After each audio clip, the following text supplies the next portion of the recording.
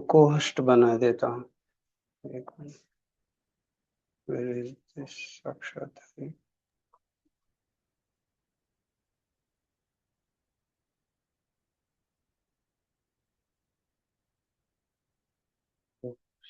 Okay. हरे कृष्ण। सभी भक्तों का स्वागत है। हम प्रार्थना करके आगे चर्चा करेंगे। ओम अज्ञान तिमिरन्धस्य ज्ञानांजन शलाकया चक्षुरुन्मीलितं येन तस्मै श्री गुरवे नमः। श्री चैतन्य मनोभीष्टं स्थापितं येन भूतले स्वयं रूपः कदा मह्यं ददाति स्वपदान्तिकं।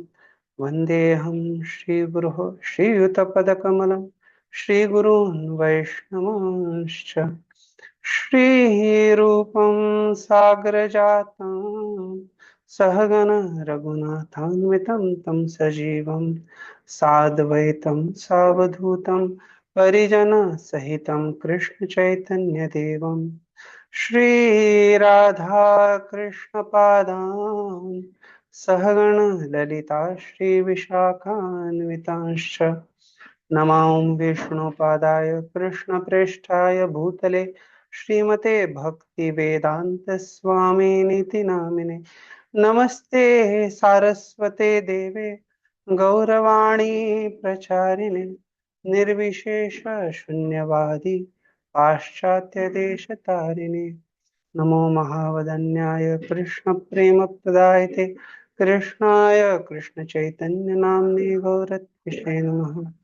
हे कृष्ण करुणा सिंधु दीनबंधो जगतपते गोपेश गोपिका कांत राधा कांत नमोस्तुते।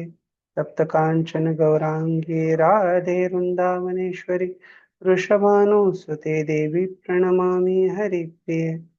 वाञ्छाकल्पतरुभ्यश्च कृपा सिन्धुभ्य एव च पतितानां पावनेभ्यो वैष्णवेभ्यो नमो नमः। मूकं करोति वाचालं पङ्गुं लङ्घयते गिरिं यत्कृपातमहं वन्दे श्रीगुरुं दीनतारिणं। जय श्री कृष्ण चैतन्य प्रभु नित्यानंद श्री अद्वैत गदाधर श्रीवासादि गौर भक्तवृंद। हरे कृष्ण कृष्ण कृष्ण हरे हरे हरे राम राम राम हरे हरे।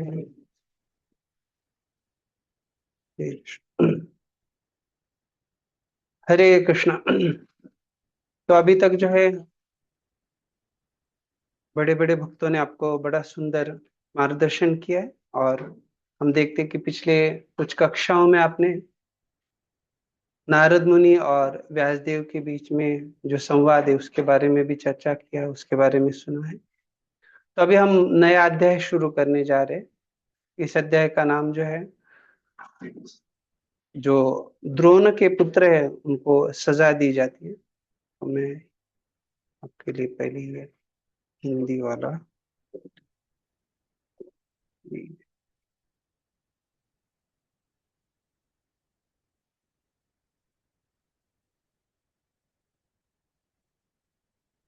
आपके साथ शेयर करता हूँ।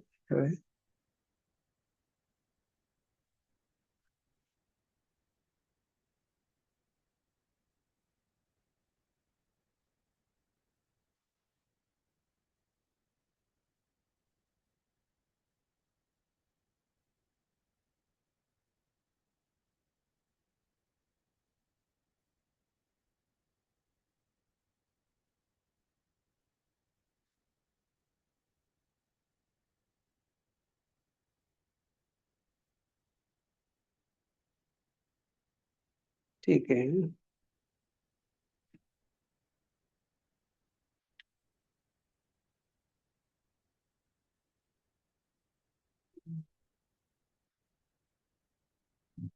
आशा है आप देख पा रहे। तो अभी यहाँ पे जो है अध्याय 7 द्रोणपुत्र को दंड, तो यहाँ से हम शुरुआत करेंगे। साक्षात हरिप्रभु आप देखिए, जो भक्त पढ़ना चाहते हैं अनुवाद, तो हर श्लोक के लिए आपको कुछ श्लोक देने हैं 4-5 ऐसे, या एक एक श्लोक देना, वैसे आप डिसाइड कीजिए। तो अभी हम शुरू करते हैं। शौनक उवाच निर्गते नारदे सूत भगवान बादरायणः श्रुतवांस्तद् अभिप्रेतं ततः किम् अकरोद् विभुः। हरे कृष्ण। कौन पढ़ना चाहेगा? हरे कृष्णा यस प्रभु जी, हम पढ़े। हरे ओके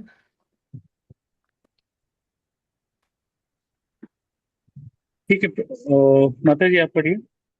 ओके प्रभु। ऋषि शौनक ने पूछा, हे सूत, जब महान तथा दिव्य रूप से शक्तिमान व्यासदेव ने श्री नारद मुनि से सब कुछ सुन लिया, तो फिर नारद के चले जाने पर व्यासदेव ने क्या किया? तात्पर्य भी पढ़ना है प्रभु जी। एक मिनट, थोड़ा मैं जस्ट इसके ऊपर जो है टीका देखता हूँ उसका। अच्छा, ओके, मिल गया। ठीक है, तो अभी जो है हम यहाँ पे श्रीधर स्वामी इस अध्याय के बारे में क्या कहते हैं वो देखेंगे। श्रीधर स्वामी बताते, अतः भागवत श्रोतु जन्म वक्तुम परीक्षितः सुप्त बालवधा द्रोण है दंड सप्तम उच्यते। तभी ये 7वें अध्याय में क्या बताया गया है, तो भागवत श्रोतु अर्थात भागवत के जो श्रोता है, तो जन्म वक्तुम उनके जन्म के बारे में बताया गया है। साथ साथ सुप्त बालवधात द्रोण है दंडहा, और सुप्त अर्थात जो सोए हुए हैं, कौन सोए हुए हैं? बाल, जो पुत्र है, या द्रौपदी माता के जो बालक है, पुत्र है, वो सोए हुए हैं। तो सुप्त बाल वधात, उनका इन्होंने दंड वध कर दिया। तो ऐसे द्रोण हैं, ऐसे द्रोण के पुत्र को दंडहा, उसको इस अध्याय में हम देखेंगे, उनको दंड किया जाता है, उनको सजा दी जाती है, सप्तम उच्यते हैं। इसी के ऊपर विश्वनाथ चक्रवर्ती ठाकुर कहते हैं, सप्तमे सर्वशास्त्रार्थम समाहदो व्यास ऐक्षत ब्रह्मास्त्रस्योपसंहारो द्रोणे दंडश्च कथ्यते। तो अभी ये 7वें अध्याय में जो है व्यासदेव क्या देख रहे हैं? सर्वशास्त्र, अभी सारे जो शास्त्र है उनका अर्थ, उसको वो किस प्रकार से देख रहे हैं, तो बताया जा रहा है समाधो व्यास ऐक्षत। ये व्यासदेव समाधो अर्थात समाधि में ये सारे शास्त्रों के अर्थ को देख रहे हैं। और आगे उसी प्रकार से जो हमने चर्चा किया, श्रीधर स्वामी भी कहते हैं और यह विश्वनाथ चक्र ठाकुर बता रहे, ब्रह्मास्त्रस्य उपसंहारो द्रोण है दंडश्च कथ्यते। ब्रह्मास्त्र जो अ, चलाया गया था अश्वत्थामा के द्वारा, उसका उपसंहार, संहार अर्थात जिसके द्वारा नाश किया जाएगा, लेकिन उपसंहार अर्थात जिसको, जिस ब्रह्मास्त्र को वापिस लाया गया है, उपसंहार किया गया है। और साथ साथ जो है द्रोण, ये जो द्रोण के पुत्र है, उनके दंडश्च, उनको सजा दी गई। तो ये दोनों विषय हमने पहले देखा, व्यास देव क्या देख रहे हैं, और अभी दूसरा जो ये श्लोक का हिस्सा है, भाग है, उसमें दो चीजें बताए, ब्रह्मास्त्र का उपसंहार और जो अश्वत्थामा है उसको दंड दिया जाना। तो इस प्रकार से ये अध्याय में चर्चा होने वाला है। अभी हम पहले श्लोक में जो है, यहाँ जैसे माता जी ने अनुवाद पढ़ा, इसके बारे में क्या कहते हैं, तो बता रहे, तस्य नारदस्य अभिप्रेतम श्रुतवान सन। तो इसलिए जो है यहाँ पे नारद मुनि का अभिप्राय जो है वो पहले ही व्यासदेव के द्वारा सुना गया है। तो उसके बाद व्यासदेव क्या किए, तो इसलिए यहाँ पे ये बताया गया। श्रीधर स्वामी कह रहे तस्य नारदस्य अभिप्रेतम श्रुतवान। ठीक है, यहाँ पे तात्पर्य में श्रील प्रभुपाद बता रहे, इस अध्याय में श्रीमद् भागवत के वर्णन किए जाने के लिए संकेत मिलता है। क्योंकि महाराज परीक्षित को अपनी माता के गर्भ में चमत्कारिक ढंग से बचा लिए गए थे। तब ये चमत्कारिक ढंग अर्थात क्या है, तो जैसे हम आगे बढ़ेंगे उसका और भी चर्चा होगा। लेकिन आजकल के समाज में, बल्कि समाज देखा जाए तो क्रूरता बढ़ रही है। जिस संबंधों में बड़ा प्रेम का आदान प्रदान होता है, आदर्श व्यवहार होता है, वहां पे भी ऐसा देखा जाता है। कभी कभी पुत्र अपने माँ पिताजी को मार रहे हैं, या माँ अपने पुत्र या पुत्री को मार रही है, ऐसे प्रसंग जो है होते हैं। लेकिन फिर भी विरला ही ऐसा होता है कि कोई आ, गर्भ में जो अपना बेटा है उसको मारे। तो पाश्चात्य देश का इतना प्रभाव हो गया कि उसी गर्भस्थ शिशु को एक प्रकार से टिश्यू, या आप हिंदी में क्या कहते हैं मुझे पता नहीं टिश्यू को, लेकिन वो जो मांस का गोला है, इस प्रकार से मांस के गोले को टिश्यू टर्मिनेशन, अर्थात उसको बस क्या किया जा रहा है, उसको काट दिया जा रहा है मांस के गोले को। मतलब क्या, जान थोड़ी ले रहे हम, अर्थात इस प्रकार से दर्शाया जाता है आजकल के समाज में। लेकिन पहले जो है ये स्पष्टता थी कि हाँ, जैसे माँ पिताजी वो साथ में आ रहे हैं, पुरुष और स्त्री के संयोग से बच्चे का जन्म होता है, तो उसका वहां से ही कंसेप्शन, वहां से ही उसकी जन्म की धारणा होती है। तो अगर ये स्पष्ट है तो हम समझ सकते हैं कि यहाँ जब कहा जा रहा है कि चमत्कारिक ढंग से, अर्थात अगर गर्भहत्या की जा रही है और उसको गर्भ में भी संरक्षण प्राप्त हो रहा है, तो उसका अर्थ हो गया कि ये चमत्कारी है। तो यह घटना आचार्य द्रोण के पुत्र द्रोणी अश्वत्थामा के कारण घटित हुई, जिसने द्रौपदी के 5 पुत्रों को सोते हुए मार डाला और जिसके लिए अर्जुन ने उसे दंडित किया। इस महापुराण श्रीमद् भागवत का शुभारंभ करने के पूर्व श्री व्यासदेव ने समाधि द्वारा सारे सत्य की अनुभूति प्राप्त कर ली। तभी ये बड़ा महत्वपूर्ण है हमें समझना। इसके बारे में हमने श्रीधर स्वामी के विश्वनाथ चक्र ठाकुर के टीका में शुरुआत में देखा। विश्वनाथ चक्र ठाकुर बतलाते सप्तमे सर्वशास्त्रार्थम समाधो व्यास इक्षत। तो यहाँ पे वही बता रहे कि इन्होंने जो है समाधि में ये सारे शास्त्रों के सार को समझ लिया है, इसलिए कह रहे कि समाधि द्वारा सारे सत्य की अनुभूति प्राप्त कर ली। तो अर्थात आप में से कोई बतलाना चाहेगा इसका, इससे हमें क्या सीख प्राप्त होती है? ये जो हाईलाइट किया है, इस महापुराण श्रीमद् भागवत का शुभारंभ करने के पूर्व श्री व्यासदेव ने समाधि द्वारा सारे सत्य की अनुभूति प्राप्त कर ली। कोई भक्त बतलाना चाहेंगे? यस रेवती रमन को बोलिए।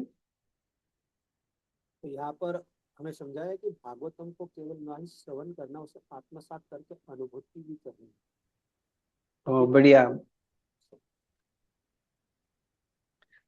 तो प्रभु जी बड़ा अच्छे से बताया, केवल श्रवण नहीं तो उसका अनुभूति भी करना है। तो यहाँ पे स्पष्टता आ जाता है कि व्यासदेव ने ये सब कुछ जानने के बाद हमें श्रीमद् भागवत प्रस्तुत किया है। मतलब अगर हमें इतना श्रद्धा है कि व्यासदेव जो है हमें ठगने वाले नहीं है, प्रभुपाद जी हमें ये व्यासदेव ने दिया हुआ संदेश दे रहे, हमें ठगने वाले नहीं है, तो हमें केवल इस सत्य को जो उन्होंने प्रस्तुत किया है स्वीकार करने मात्र से क्या हो जाएगा, सारे शास्त्रों का अर्थ अपने आप प्राप्त हो जाएगा। अर्थात हमें अलग से कुछ कष्ट करने का जरूरत नहीं है। ये श्रीमद् भागवतम जो अमल पुराण है, इसके शुरुआत में ही व्यासदेव ये सब जान गए हैं। अभी हमें वो सत्य प्रस्तुत कर रहे हैं, वो हमें बस उसको, जैसे कहते हैं कि कभी कभी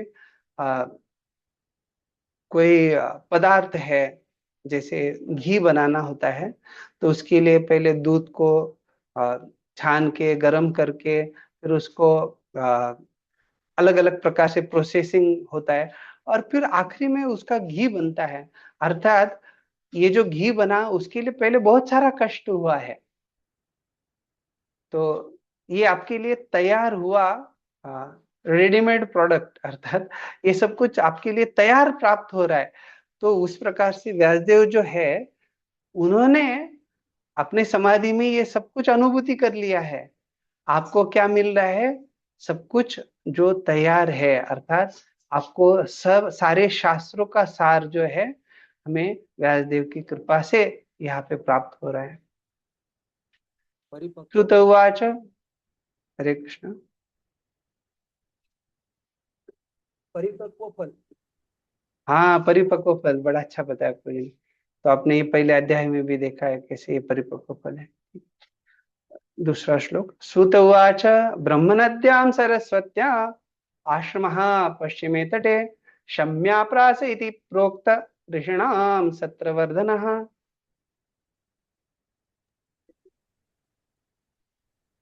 हरे कृष्ण। कोई पढ़े? वेदों से घनिष्ठ रूप से संबंध सरस्वती नदी के पश्चिमी तट पर सम्याप्रासक नामक स्थान पर एक आश्रम है जो ऋषियों के दिव्य कार्यकलापों को संवर्धित करने वाला है। तो ब्रह्म नद्यां ब्रह्म दैवत्यायां ब्राह्मणे आश्रितायां च सत्रम कर्म वर्धयति इति तथा। तो अर्थात ब्रह्म नद्याम मतलब क्या हो गया कि इसके अधिष्ठाता देव जो है ब्रह्म दैवत्यायाम, दैवत्यायाम अर्थात इसको इसके दैवत या देवता जो है ये ब्रह्मा जी है। तो इसलिए कह रहे कि ब्रह्म नद्याम, तो ये ब्रह्म नद्याम किसको बोला जा रहा है?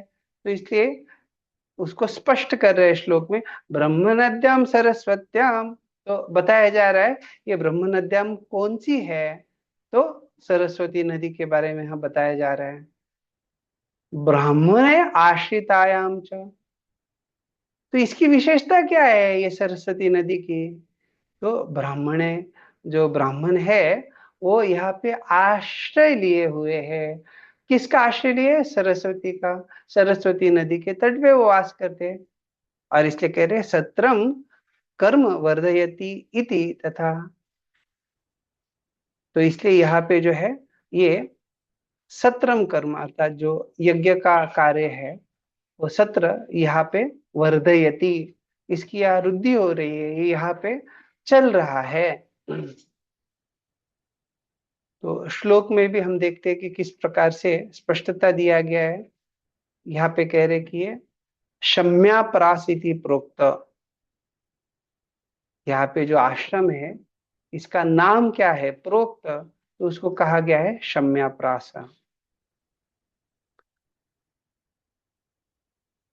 विश्वनाथ चक्रवर्ती ठाकुर कहते हैं ब्रह्म नद्याम वेदानाम विप्राणाम तपसाम परमेश्वरस्य व संबंधिन्याम नद्याम। अर्थात अभी यहाँ कह रहे हैं कि ये जो ब्रह्म नदी है उसका और भी अर्थ जो कह सकते हैं, क्योंकि ब्रह्म जो है सामान्यतः ये वेदों को भी कहा जाता है, तो इसीलिए इसको ये वेदों के नदी के रूप में भी कहा जा सकता है।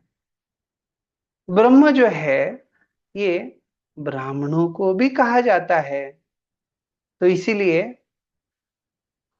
इसको हम एक ब्राह्मणों की नदी अर्थात ब्राह्मणों का जहाँ निवास है इस प्रकार से भी कह सकते हैं,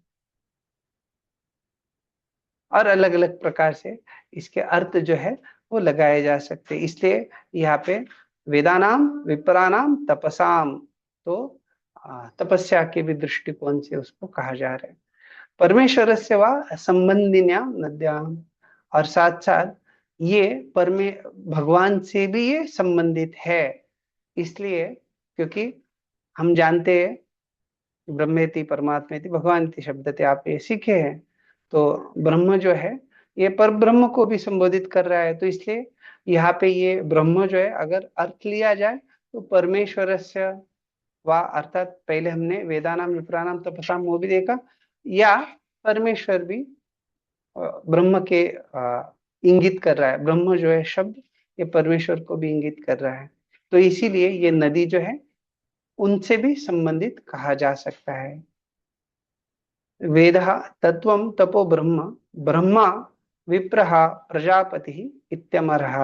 अभी इसी को अमर कोश में जो है अलग अलग प्रकार से क्या क्या इस ब्रह्म शब्द के अर्थ हो सकते हैं वो समझाया गया है। तो क्या क्या अर्थ है, हमने कुछ अर्थ देखे, अभी यहाँ पे अर्थ बता रहे हैं। कह रहे वेद तत्वम, तो ये जो है एक पहला अर्थ हो गया वेद, फिर दूसरा तत्व जिसको हम सत्य के रूप में कह सकते हैं, तपो अर्थात तप, तपस्या, ब्रह्म ये जो है यहाँ पे ब्रह्म ब्राह्मणों के संबंधित हो सकता है, फिर ब्रह्मा अर्थात जो रजोगुण के अधिष्ठाता देवता है ब्रह्मा जी, उनको यह संबोधित किया जा रहा है। और विप्रहा अर्थात यह ब्राह्मण, तो पहला जो था वो ब्राह्मण है, अर्थात जो भगवान का इम्पर्सनल जो निर्विकार निर्विशेष ब्रह्म तेज है, उसको यहाँ पे कहा जा रहा है। तो पहला ब्रह्म वो है, और फिर आगे जो विप्रह कहा जा रहा है वो ब्राह्मणों के संबंधित है। और फिर प्रजापति, प्रजापति अर्थात जो प्रजा की निर्मित करने वाले हैं, जिसमें कई सारे अलग अलग लोगों का, जैसे ब्रह्मा जी के कई सारे पुत्र हैं उनको प्रजापति कहा जाता है, कर्दमुनि आजो जी। ठीक है, तो इस प्रकार से यह स्पष्टता है। अभी इसमें प्रभुपाद जी तात्पर्य बता रहे हैं, ज्ञान ज्ञान के आध्यात्मिक विकास के लिए उपयुक्त स्थान तथा वातावरण की नितांत आवश्यकता होती है। तो ये हमारे वैयक्तिक जीवन में भी हम देख पाते हैं, जब भी अगर किसी को अच्छा पढ़ाई करना है, तो अगर वहां पे गणेश उत्सव के समय जैसे चल रहा है ढिंग चाक ढचाक, या कुछ ऐसा गाना लगा दिया, ऐसा संगीत लगा दिया, तो उस व्यक्ति का जो मन है क्या पढ़ाई में मन लगेगा?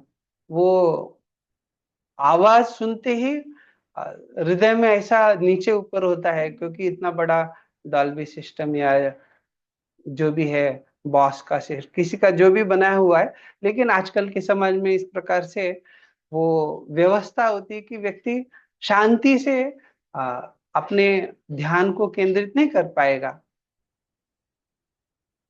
तो इसलिए अगर हमें ज्ञान का आध्यात्मिक विकास करना है, तो निश्चित रूप से उस प्रकार का वातावरण भी निर्माण होना चाहिए, उपलब्ध होना चाहिए। तो प्रभुपाद जी को जब पूछा गया था कि अरे पहले ही इतने सारे मंदिर है, आप अपने अलग से मंदिर क्यों बना रहे हो? तो इसलिए प्रभुपाद जी कहे थे, आप में से कोई बताना चाहेगा प्रभुपाद जी क्या जवाब दिए थे? बड़ा सुंदर जवाब दिए थे। हाँ, यस प्रभु जी बोलिए। प्रभु जी ने कहा ऑलरेडी इतने सारे अनाथ बच्चे हैं, तो आप दूसरे बच्चे क्यों पैदा कर रहे हैं, उनको ही लीजिए। तो प्रभुपाद जी ने उनको ही सवाल उठा दिया कि अगर पहले से ही इतने बच्चे हैं तो आपको अलग से क्यों बच्चे पैदा करना है? तो मतलब क्या है कि अपना जो है वो अपना होता है, और बहुत बार ये कहते हैं लोग कि अपना जो है उसको लाडला और दूसरे का काट्या, अर्थात अपने वाले को अलग से प्रेम किया जाता है, उसका उसको अलग से संस्कार संगोपन सब अलग से किया जाता है, वो अपने ढंग से किया जाता है। तो यहाँ प्रभुपाद जी की विशेषता देखते हैं कि हमने हमारे लिए प्रभुपाद जी ने वो सारी जो व्यवस्था चाहिए आध्यात्मिक ज्ञान के विकास के लिए, हमारे आध्यात्मिक जीवन में अच्छा प्रगति होने के लिए, नहीं तो अगर किसी और व्यक्ति कोई कुछ कर रहे हैं और हमें उनके सेटअप में अलग से कुछ करना है, तो बहुत समस्या हो जाती थी। क्यों? क्योंकि वहां पे हमारा स्वातंत्र नहीं है कैसे हमें प्रगति करना है। और फिर प्रभुपाद जी हमें ये जो दिए, यहाँ पे पूरा स्वातंत्र दिया गया है।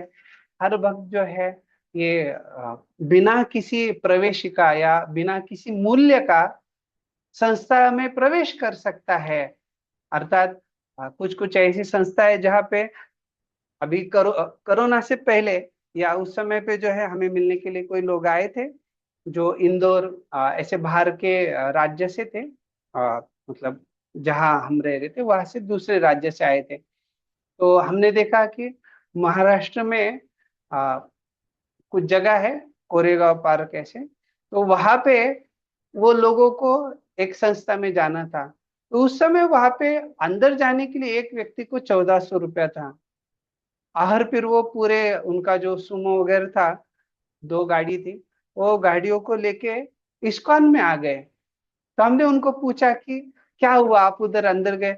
नहीं, बोले वो बहुत सारा वहां पे नियम है, बच्चों के लिए ये नियम और क्या क्या, और बता रहे थे हर एक को इतना पैसा देना। तो और क्या क्या अलग अलग चीजें वो बताए। तो वो संस्था का वो उस प्रकार से नाम भी अच्छा नहीं है, लेकिन जो लोग आधुनिक सभ्यता में अ, अ, अलग प्रकार की सोच रखते हैं वो उधर जाते हैं। तो ये लोग अच्छे संस्कार वाले थे, तो इस्कॉन में आ गए।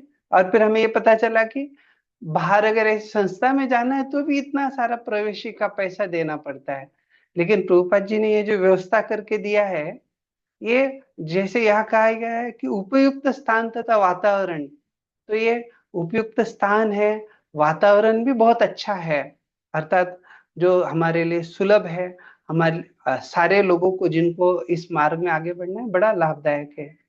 तो इसमें हम बहुत सारा गहराई में जा सकते हैं, लेकिन हम बस एक जानना चाहते हैं या सोचना चाहते हैं कि क्या हमारे ऊपर ये जो प्रभुपाद जी की बड़ी विशेष कृपा है, क्या हम उनके ऋण चुकता करने के लिए किस प्रकार से कार्यरत है। तो हमें प्रयास करना चाहिए कि प्रभुपाद जी यहाँ जो बतला रहे हैं, ये पूरे जैसे भक्ति वेदांत तात्पर्य हम कहते हैं कि उनके एक्सटेसिस, उनके भावपूर्ण मंतव्य है। तो निश्चित रूप से ये हमारे लिए लाभदायक है, और उसका लाभ उठा के हम तो उनका ऋण चुकता नहीं कर सकते, लेकिन जैसे प्रभुपाद जी कहते हैं कि आपको भी अच्छे से प्रचार करना चाहिए। तो हमें ये प्रभुपाद जी के मंतव्य को जान के अच्छे से इस संदेश को सबको बांटना चाहिए। आगे कह रहे, सरस्वती नदी के पश्चिमी तट का स्थान इस कार्य के लिए विशेष उपयुक्त है, और वहीं पर शम्याप्रास में व्यासदेव का आश्रम है। तो ये कौन सा जगह है? तो ये जगह है, आप जैसे कोई उत्तराखंड में जाते हैं उधर, तो बद्रीनाथ के यहाँ पे ये सरस्वती नदी है, उसके पश्चिमी तट पे आपको वहां पे व्यासदेव का ये आश्रम, जिसको शम्याप्रास कहा जाता है, वो वहां पे है। श्री व्यासदेव गृहस्थ थे, तो भी उनका निवास स्थान आश्रम कहलाता है। तो अभी आश्रम क्यों कहलाता है तो समझा रहे, आश्रम वह स्थान है जहाँ आध्यात्मिक कार्यकलाप सर्वोपरि होता है, फिर चाहे वह स्थान किसी गृहस्थ का हो या तपस्वी का। तो अभी अर्थ क्या हो गया, वैदिक सभ्यता के अनुसार जो वर्णाश्रम व्यवस्था है, उसमें वर्ण और आश्रम, तो उसमें आश्रम व्यवस्था और वर्ण व्यवस्था, इसमें क्या अंतर है? आप में से कोई बतलाना चाहेंगे?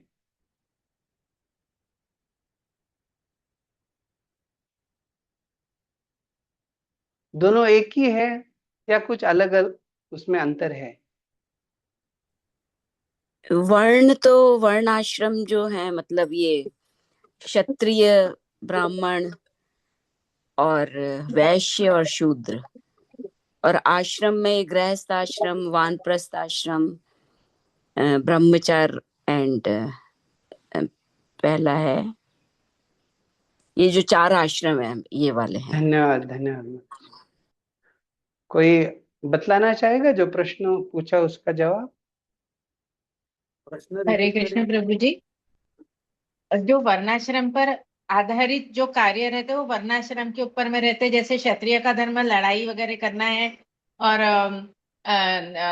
बुद्धिमानी जो बुद्धि वर्ग जो है वह प्रवचन देना या अपनी विद्वता ग्रहण करके लोगों में प्रचार करना, यह है। शूद्रों का कार्य है कि वह क्लीनिंग का, साफ सफाई धन्यवाद का वगैरह धन्यवाद कार्य माता कर, जी, इससे रिलेटेड है। बड़ा अच्छा बताया।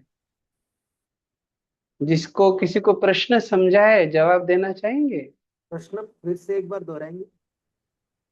वर्ण और आश्रम में क्या अंतर है? वर्ण और आश्रम दो अलग अलग चीजें हैं। वर्ण मतलब ब्राह्मण, क्षत्रिय, वो तो वैश्य आपने और सुना, शूद्र। वही बता रहे। हाँ, अंतर क्या है? वर्ण तो जन्म से होगा और आश्रम वो स्वीकार करते हैं, जैसे अपनी बुद्धि के हिसाब से वो लेते हैं। जैसे शूद्र का मतलब अगर उसकी बुद्धि शूद्र की तरफ रहेगी तो वो शूद्रता की तरफ जाए, मतलब वो वाले काम लेगा।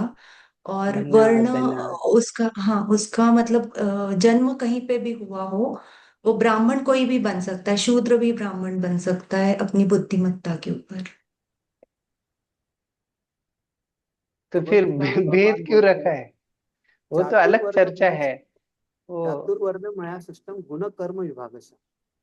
तो गुण और कर्म के आधार पर उसका वर्ण निश्चित होता है, और फिर उस वर्ण के अनुसार वो उस आश्रम में जाता है।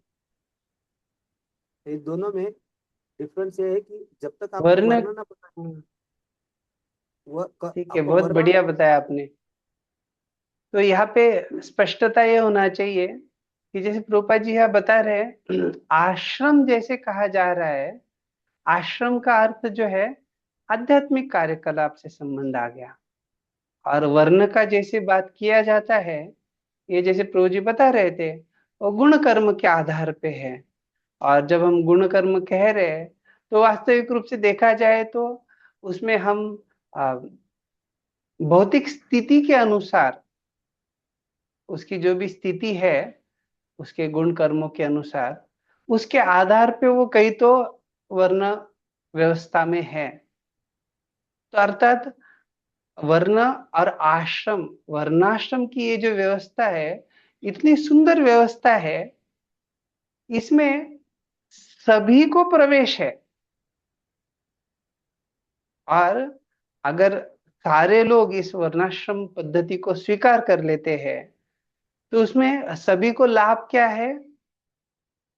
अगर वो अपने वर्ण का पालन करते हुए आश्रम की पद्धति जो है उसको भी स्वीकार करेंगे, अर्थात वो जिस भी आश्रम में है उसके नियमों का पालन करेंगे, तो उनका भौतिक जीवन भी जो है ये शास्त्रों के नियमों के अनुसार चल रहा है। और उनकी आध्यात्मिक प्रगति भी जो है आश्रम व्यवस्था का पालन करने के कारण वो अपने जीवन का परिपूर्णता हासिल कर सकते हैं। तो इसलिए प्रभुपाद जी यह समझा रहे, संपूर्ण वर्णाश्रम पद्धति इस प्रकार नियोजित है कि जीवन की प्रत्येक अवस्था आश्रम कहलाती है। तो ये चारों जैसे आप भक्त लोग बता रहे थे, ब्रह्मचारी आश्रम, गृहस्थ आश्रम, तो प्रत्येक अवस्था अर्थ क्या हो गया कि कोई व्यक्ति मनुष्य जीवन प्राप्त किया है, तो उसमें ये जो अलग अलग अवस्थाएं हैं, उन अवस्थाओं में वो क्या पालन कर रहा है, कहाँ पे रह रहा है, आश्रम में रह रहा है, और उसके कारण उसका जीवन परिपूर्णता होना ये निश्चित है। तो ये वैदिक सभ्यता की बड़ी विशेषता है। कई बार जैसे कोई इसको भूल जाता है, तो फिर बाकी आजकल के समाज में जैसे किसी को डिप्रेशन या बहुत सारा समस्या होता है कि अरे ये चिंता है, वो समस्या है वगैरह, तो लोग आत्महत्या करते हैं और क्या क्या करते हैं। तो ये उन्होंने कभी उसका पालन नहीं किया है।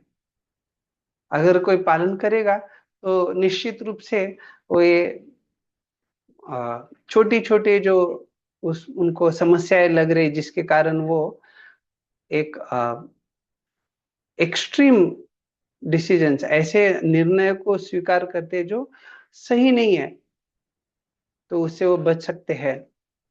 इसका अर्थ यह हुआ कि इन सबों में आध्यात्मिक संस्कृति एक सामान्य लक्षण है। ब्रह्मचारी, गृहस्थ, वानप्रस्थ तथा सन्यासी सारे एक ही जीवन लक्ष्य अर्थात परमेश्वर के साक्षात्कार से संबंधित है।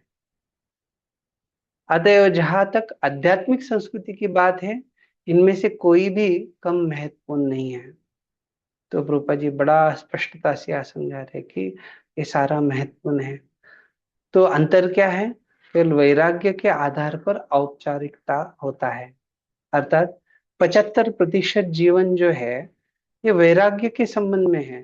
केवल 25% जीवन जो है जिसमें क्या है, व्यक्ति पारिवारिक जीवन में जा रहा है, जो गृहस्थ आश्रम कहलाता है। सन्यासी अपने व्यवहारिक वैराग्य के बल पर ही सम्मान की दृष्टि से देखे जाते हैं।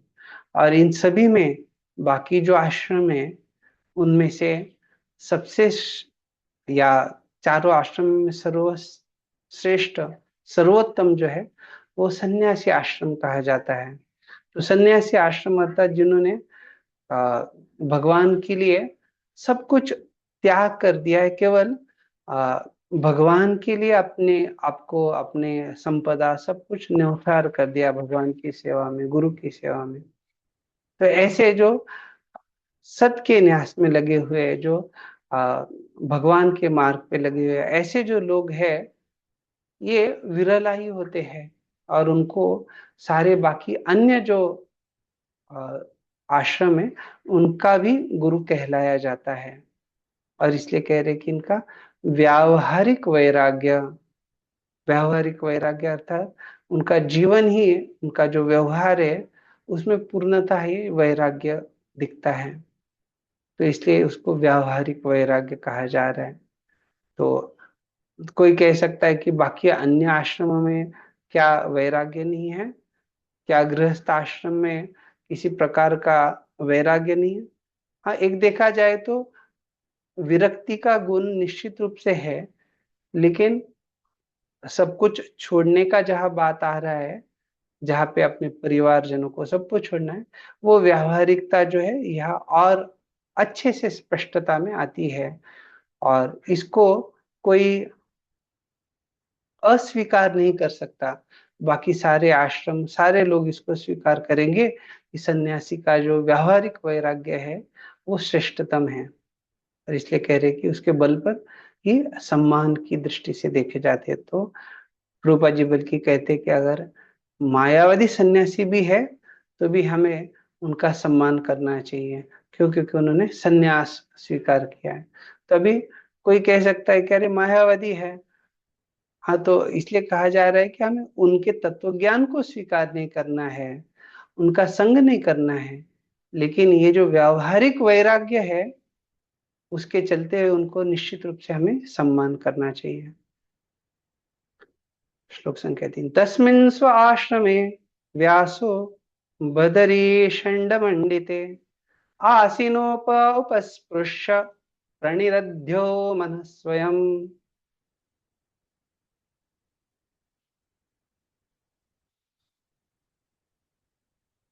हरे कृष्ण। मैं पढ़ू प्रभु जी? हाँ, जो भी भक्त आप निश्चय करके हर एक इसको अनुवाद पढ़िए। उस स्थान पर बेरी के वृक्षों से घिरे हुए अपने आश्रम में चिले वेदव्यास बुद्धि के लिए जल का स्पर्श करने के बाद ध्यान लगाने के लिए बैठ गए। तो यहाँ पे श्रीधर स्वामी कह रहे बद्रीणाम षण्डेन समूहेन मंडिते मन प्रणिद्यो स्थिर चकार।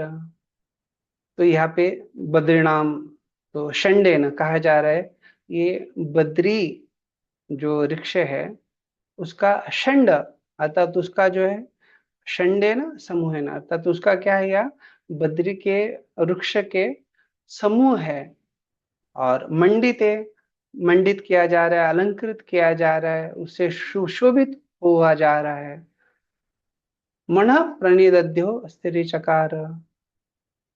और इसलिए जो है इन्होंने अपने मन को स्थिर कर लिया है। किस प्रकार से?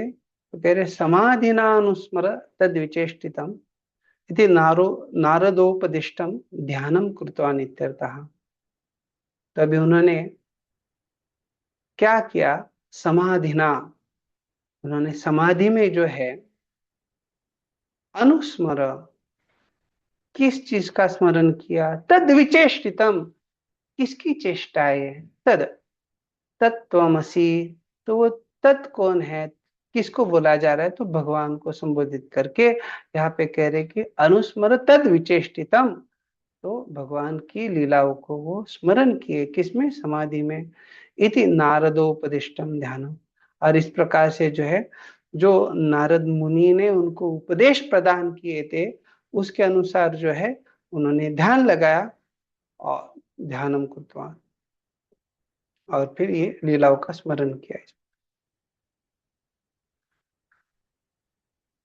विश्वनाथ चक्र ठाकुर यहाँ क्या, मना मनस अपने एक जैसे ही, ठीक है। यहाँ पे जो है तात्पर्य में, अपने गुरु श्री नारद मुनि के आदेशानुसार व्यासदेव ने ध्यान के उस दिव्य स्थान में अपने मन को एकाग्र किया। तो हमने दिव्य स्थान के बारे में पहले चर्चा किया, यहाँ पे बता रहे कि इसलिए उन्होंने ध्यान के उस दिव्य स्थान में अपने मन को, तभी यहाँ पे जो है उन्होंने भगवान की लीलाओं में अपने मन को एकाग्र कर लिया है। तो क्या हो रहा है उस एकाग्र करने से, उसका परिणाम अगले श्लोक में हम देखेंगे। श्लोक संख्या 4। भक्ति योगेन मनसि सम्यक प्रणिहिते मले अपश्यत् पुरुषं पूर्णं मायां च तत् अपाश्रयम्। हरे कृष्ण प्रभु जी। इस प्रकार उन्होंने भौतिकता में किसी लिप्तता के बिना भक्ति में, सेवा भक्ति योग में अपने मन को पूर्ण रूपेण एकाग्र किया, और इस तरह उन्होंने परमेश्वर के पूर्णतः अधीन उनकी बाहिरंगी शक्ति के सहित उनका दर्शन किया। हरे कृष्ण। प्रणीहिते निश्चरे, अत्र हेतु भक्ति योगेन अमले, तो चल अर्थात जो चलायमान होता है, लेकिन यहाँ पे जो है व्यासदेव जी का ध्यान जो है वो निश्चल ध्यान है। और इस प्रकार से जब उन्होंने ध्यान किया तो उसके पीछे क्या कारण था, क्यों ऐसा ध्यान किया। अत्र हेतु भक्ति योगेन अमले पूर्व प्रथमम पुरुषम ईश्वरम अपश्यत, क्योंकि क्या हुआ, उनका जो मन है वो भक्ति योग के द्वारा अमल हो गया, या बिना किसी मल का, अर्थात पूर्णतः शुद्ध हो गया।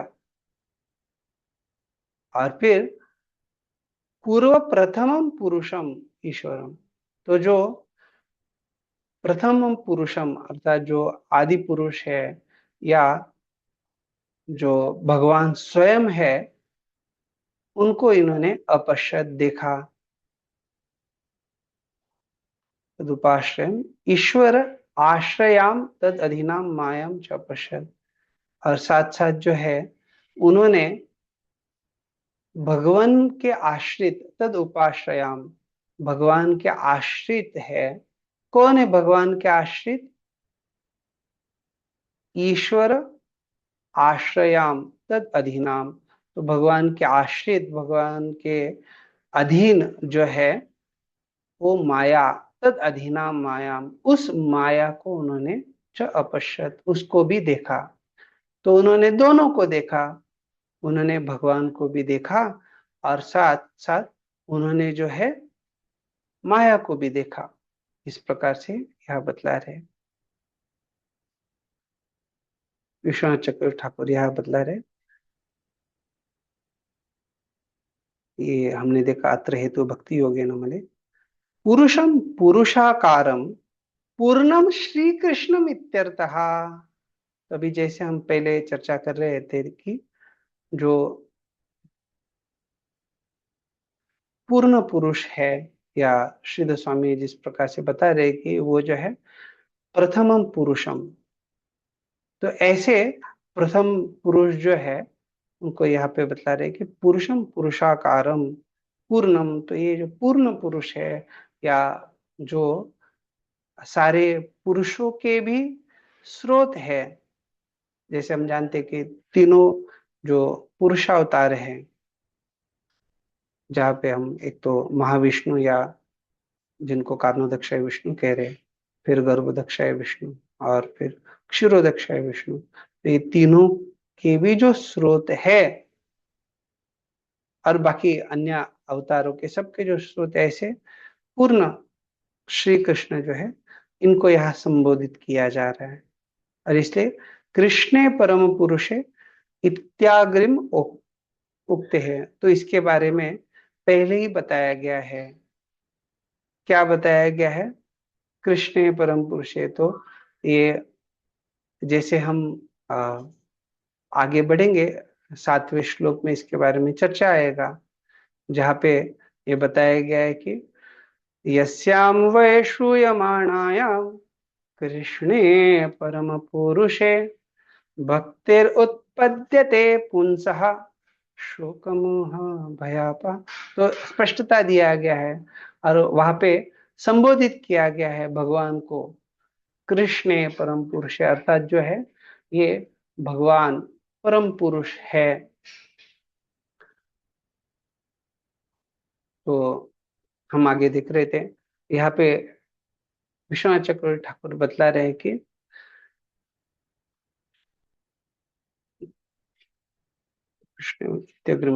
पूर्वमिति पाठे पूर्वम, ठीक है चलिए, तस्य पूर्णम इति पदेन तस्य स्वरूप भूतां चित् शक्तिम अंश कलावतारान पूर्तिलिंगेन ब्रह्म च अपश्यत इति गम्यते। तो जब कहा जा रहा है भगवान को कि ये परम पुरुष है, तो इनका जो है शास्त्रों में इसके बारे में स्पष्टता दिया गया है। विशेष और साथ साथ जो है ये पूर्ण पद के द्वारा क्या बतलाया जा रहा है, तो उनकी जो अपनी शक्ति है जिसको चित शक्ति कहा जाता है, जिसके बारे में हम जानते हैं कि आध्यात्मिक जगत सब कुछ जो है भगवान के चित शक्ति का प्रकटीकरण है और भौतिक जगत जो है अचित शक्ति का प्रकटीकरण है। तो इसलिए तस्य स्वरूप भूताम, जो उनकी स्वरूप भूत है ऐसे चित शक्ति के द्वारा अंश कलावतारान, तो भगवान के जो है कई सारे अंश और कलाएं जो है ये उद्भूत होती है, ये चित शक्ति के द्वारा होता है। और इसलिए व्यासदेव जो है उन्होंने यहाँ पे जो दर्शन किया है उसको कहा जा रहा है पूर्णम चंद्रम अपश्यत इत्युक्ते चंद्रस्य कांते अंश कलानांच पूर्तेश्च दर्शनम स्वतः एव भवेत इत्यर्थः। तो जब यहाँ पे पूर्ण ब्रह्म का दर्शन हुआ है, जिस प्रकार से अगर कोई व्यक्ति पूर्ण चंद्रमा को देखता है तो उसका अर्थ ये हो गया कि उन्होंने चंद्रमा को, जैसे पूर्णिमा के दिन में होता है पूर्ण रूप से रहता है, तो ऐसे चंद्रमा को उन्होंने दर्शन किया। लेकिन साथ साथ क्या है, उन्होंने चंद्रमा की जो अलग अलग अवस्था है, जैसे चंद्रमा जो है प्रतिपदा को, द्वितीया को, तृतीया को, हम देखते हैं कि उसकी अलग अलग अवस्थाएं होती है। एक छोटी कला या चंद्रमा जो है कम दिखता है, बहुत छोटा दिखता है प्रतिपदा को, और प्रतिपदा से पूर्णिमा तक जाते हैं तो चंद्रमा जो है पूरा पूर्ण रूप में पूर्ण चंद्र दिखता है। लेकिन ये सारी अवस्थाएं उस पूर्ण चंद्र की ही हिस्सा है या उसका ही एक भाग है, that is the part of it. तो इसलिए यहाँ पे जो व्यासदेव है उनको पूर्तिलिंगे न ब्रह्म च पश्यति गम्यते, तो किंतु तस्य बहिरंगायाः, यहाँ पे कहा जा रहा है लेकिन उन्होंने भगवान की जो बहिरंगा शक्ति है, जिसको कह रहे हैं मायायाः, जो माया देवी है, तद विपरीत धर्मवत् भक्त्या तद्दर्शने दर्शनम न भवति यदि ताम पृथुक लिंगत लिखति मायाम चेति। तो हमने तो श्लोक में ये देखा कि हाँ उन्होंने जो है माया का भी दर्शन किया। यहाँ पे कह रहे कि लेकिन माया का दर्शन जो है वो किस प्रकार का है, तो इसलिए कह रहे कि उन्होंने वो जो बहिरंगा शक्ति है जिसमें चित शक्ति के विरुद्ध गुण है, जिसके बारे में चर्चा किया, चित शक्ति जो है क्या बनाती है या आध्यात्मिक जगत उसका प्रकटीकरण, और अचित शक्ति जो है या बहिरंगा शक्ति जो है वो ये भौतिक संसार बनाती है, भौतिक संसार उसका प्रकटीकरण है। तो देखा जाए तो भगवद गीता के 15वें अध्याय में ऊर्ध्वमूल अधः शाखम, तो उसमें आपने ये सीखा है ऊर्ध्वमूलम जो है ये भौतिक संसार जो है ये आध्यात्मिक जगत का एक विकृत रूप है, जहाँ पे शाखाएं जो है मूल ऊपर की तरफ है वगैरह। तो इसका अर्थ क्या हो गया कि आध्यात्मिक जगत में जो है उसका ये विकृत रूप है, या जिसको हम कह सकते हैं कि एक विरोधाभास है। तो वैसे ही माया के जो सारे गुण हैं ये विरोधाभासी गुण हैं, और इसीलिए माया को जब संबोधित किया जा रहा है तो इसके लिए विशेष रूप से मायाम च अपश्यत, अर्थात उसके लिए मायाम च ये संबोधित किया जा रहा है।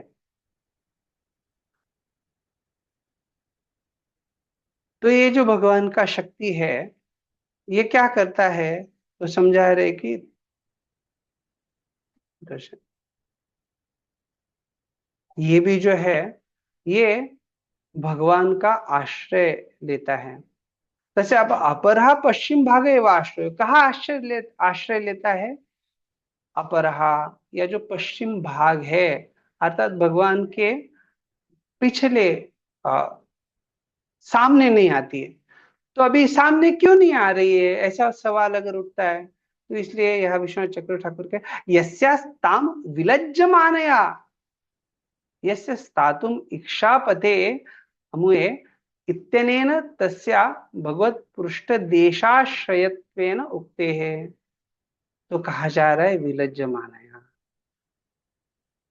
अभी ये जो माया शक्ति है ये क्या करती है कार्य, इसका कार्य होता है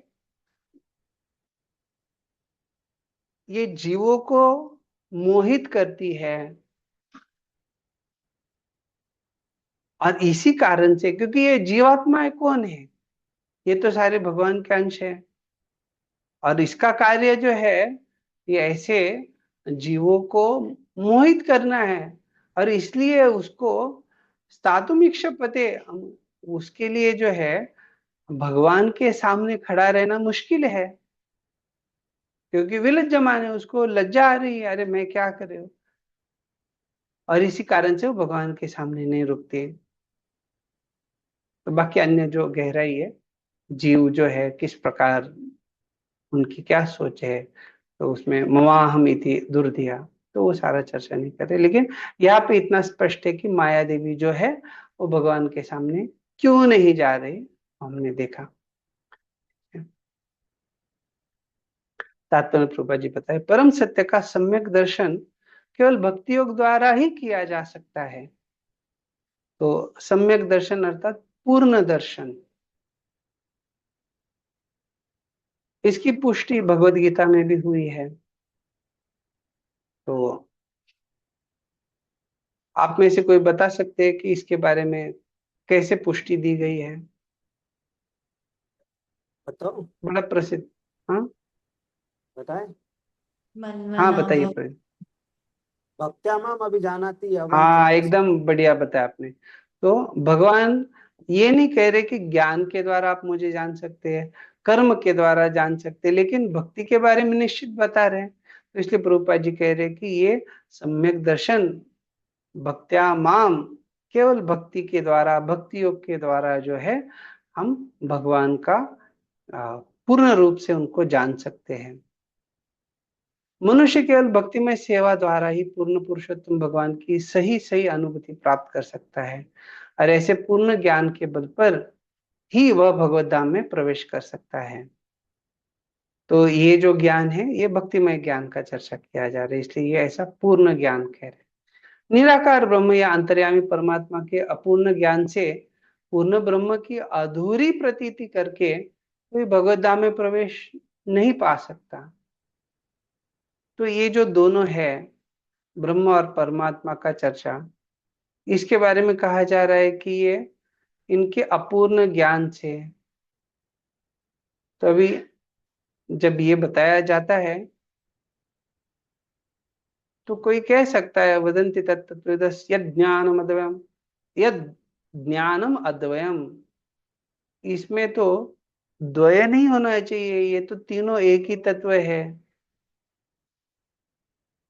तो फिर यहाँ पे जो पूर्ण ब्रह्म की अधूरी प्रतीति बता रहे, इसका अर्थ क्या होता है? तो आप में से कोई बता सकते हैं क्या? अगर ये अद्वय तत्व है, ब्रह्म परमात्मा और भगवान, तो यह क्यों बताया जा रहा है कि अधूरी प्रतीति?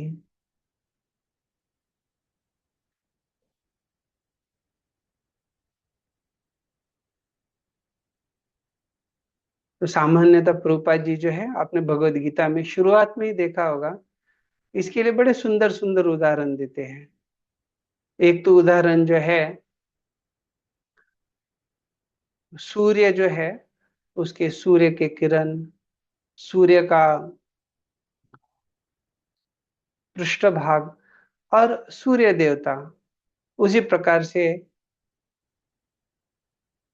पंछी जो तोता है, हरा पंछी, वो किस प्रकार से हरियाली में जाता है। तो उसको अगर दूर से देखा जाए तो जो पर्वत होता है वो दूर से ऐसा लगता है मानो कि एक प्रकार से बस वहां पे पत्थर वगैरह है, लेकिन जैसे थोड़ा पास जाते तो हरियाली दिखती है, और पास जाते हैं तो पता चलता है कि केवल वहां पे पेड़ नहीं है, लेकिन वहां पे अलग अलग प्रकार के जानवर या मनुष्य जो है उनका निवास भी है। तो अर्थात ये जो साक्षात्कार आ रहा है, ये जो व्यक्ति उसकी अनुभूति कर रहा है उसके अनुसार है, अर्थात उसकी अधूरी प्रतीति का बात किया जा रहा है।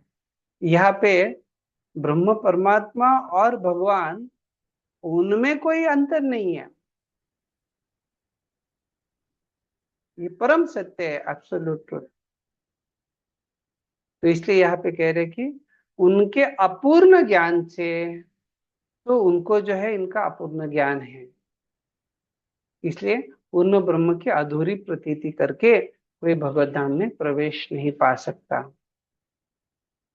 श्री नारद ने श्री व्यासदेव को उपदेश दिया कि वे भगवान तथा उनकी दिव्य लीलाओं के ध्यान में निमग्न हो जाए। तो इसका भी हमने चर्चा किया। श्री व्यासदेव को ब्रह्म तेज नहीं दिखाई पड़ा, क्योंकि यह पूर्ण दृष्टि नहीं है। पूर्ण दृष्टि तो भगवान का व्यक्तित्व है, जिसकी पुष्टि बहुनाम जन्म नाम से। तो ये कह रहे वासुदेव सर्वमित उपदेशों में भी इस बात की पुष्टि की गई है कि भगवान वासुदेव निर्विशेष ब्रह्म के हिरण्मयेन पात्रेण द्वारा आच्छादित है, और जब भगवत कृपा से यह आवरण हटता है तभी भगवान का वास्तविक मुख का दर्शन होता है। तो श्री उपनिषद में आपने ये सीखा हुआ है। परब्रह्म को यहाँ पर पुरुष या व्यक्ति कहा गया है। परम भगवान का उल्लेख अनेक वैदिक ग्रंथों में हुआ है, और भगवत गीता में तो पुरुष की पुष्टि सनातन तथा आदि पुरुष के रूप में हुई है, पुराणम पुरुषम। और अर्जुन भी उसके बाद, जैसे प्रभु जी बता रहे हैं, तो भगवान पूर्ण पुरुष है। परम पुरुष की अनेक शक्तियां होती है, जिनमें से अंतरंगा, बहिरंगा तथा तटस्था शक्तियां विशेष रूप से महत्वपूर्ण है। तो जब यह कहा जा रहा है अनेक शक्तियां है, तो भगवान की शक्तियों की कोई गिनती नहीं है, लेकिन हमारे लिए हम जितना समझ सकते हैं उसके आधार पे इन शक्तियों में से ये 3 शक्तियों को कहा गया है कि विशेष रूप से महत्वपूर्ण है। कई बार लोग जो भगवान की शक्तियों का देखते इला अलग अलग प्रकार के नाम से होता है और उनको लगता है अरे ये तो हम याद भी नहीं रख सकते, तो इसलिए प्रभुपाद जी ने उसको ज्यादा कठिन नहीं किया है कि इतने सारे नाम याद रखो वगैरह। बस जो हमें आ, भक्ति योग का तत्व ज्ञान जानने के लिए समझने के लिए महत्वपूर्ण है, उसके आधार पे इन 3 शक्तियों को समझाने का प्रयास किया गया है, बताया गया है। यहाँ पर बहिरंगा शक्ति का वर्णन हुआ है जैसा कि उसके कार्यकलापों के वर्णनों से स्पष्ट हो जाएगा। तो बहिरंगा शक्ति के जो कार्यकलाप है उसी स्पष्टता आ जाएगी। अंतरंगा शक्ति परम पुरुष के साथ उसी प्रकार बनी हुई रहती है जिस प्रकार चांद के साथ चांदनी रहती है। तो ये बड़ा सुंदर उदाहरण है, चांद के साथ चांदनी। तो कई बार जो है जो जानते हैं किस प्रकार से चंद्रमा जो है उनका विवाह दक्ष के पुत्रियों के साथ हुआ, तो वो एक दृष्टिकोण है। साथ साथ जब हम आकाश में देखते हैं तो चंद्रमा जो है तो उसके साथ कई सारे ये चांदनियां भी होती है। तो जैसे चंद्रमा के साथ चांदनियां हैं वैसे जो परम पुरुष है भगवान है उनके साथ उनकी अंतरंगा शक्ति हमेशा उपस्थित होती है। बहिरंगा शक्ति की तुलना अंधकार से की गई है क्योंकि यह जीवों को अज्ञान के अंधकार में रखती है। तभी हमने ये विलज्ज मानाया वो चर्चा किया, तो इसलिए आप कह रहे कि इसका कार्य ही क्या है, जीवों को अज्ञान के अंधकार में रखो। तो हम जब कहते हैं तमसोमा ज्योतिर्गम, अर्थात अज्ञान के अंधकार से ज्ञान के प्रकाश की तरफ, अपाश्रयम शब्द इस बात का सूचक है कि यह शक्ति पूर्ण रूप से भगवान के वश में होती है। अंतरंगा शक्ति या पराशक्ति माया भी कहलाती है किंतु यह आध्यात्मिक माया होती है। तो अभी दोनों को माया कहा जा रहा है, तो अंतर क्या है? तो जो बहिरंगा शक्ति है वो भौतिक माया है, अंतरंगा शक्ति है वो आध्यात्मिक माया है, अर्थात परम जगत में ही यह प्रकट होती है।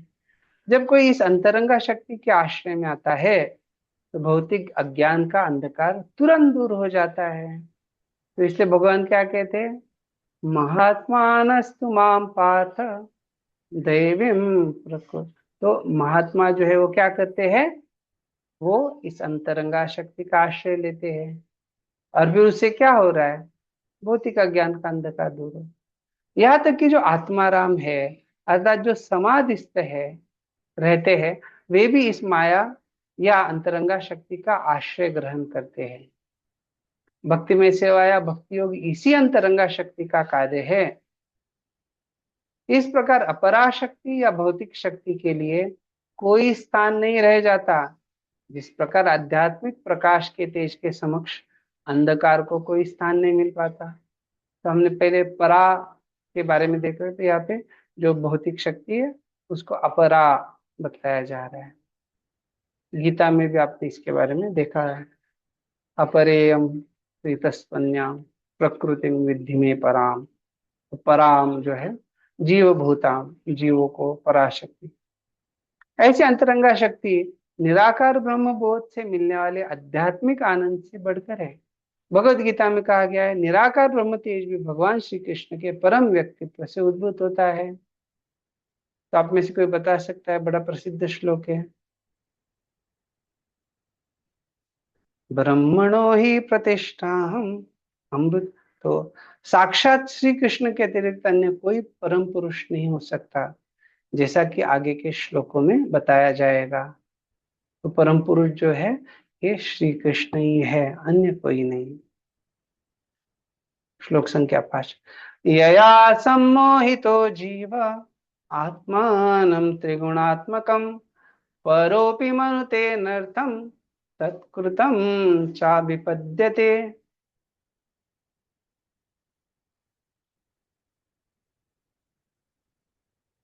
हरे कृष्णा।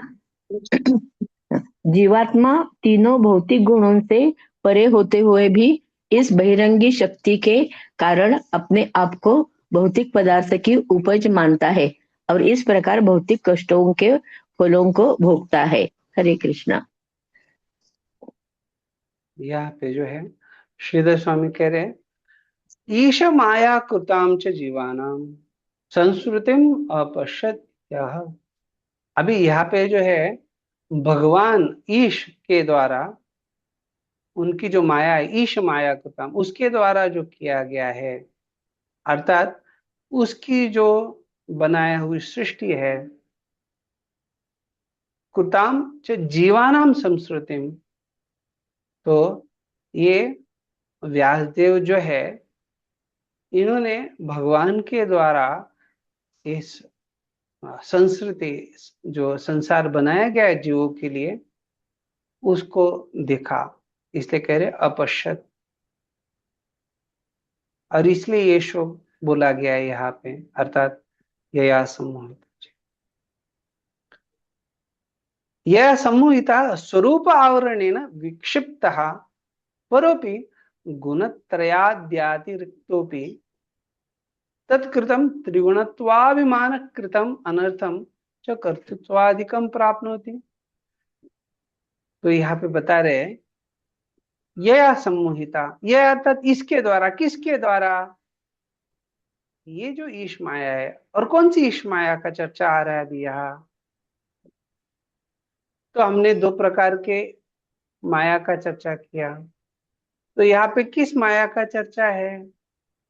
क्योंकि ये चर्चा जो है, जहाँ पे हम देख रहे हैं कि यया सम्मोहितो जीव, जो जीवों को क्या कर रही है, भ्रमित कर रही है, मोहित कर रही है।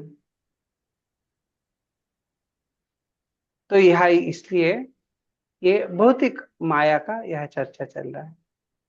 आचार्य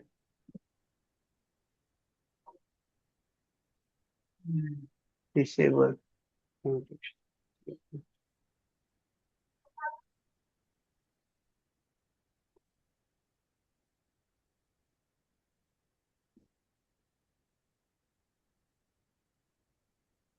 तो यहाँ पे जो है ये माया का चर्चा चल रहा है, जो जीवों को मोहित करती है। इसलिए ये असम्मोहिता क्या करे, स्वरूप आवरणेन, अर्थात उनका जो स्वरूप है उसको आवरण कर देती है, या उसको आवृत कर देती है, ढक देती है। इसलिए स्वरूप आवरणेन विक्षिप्त, तो अर्थात अपने आवरण के द्वारा, क्योंकि आवरणेन कह रहे, तो ये हो गया यहाँ पे करण। तो क्या दिखाई दे रहा है कि स्वरूप आवरणेन विक्षिप्त, अर्थात जो है वो अपने आवरण के द्वारा जीवों को मोहित कर रहे हैं।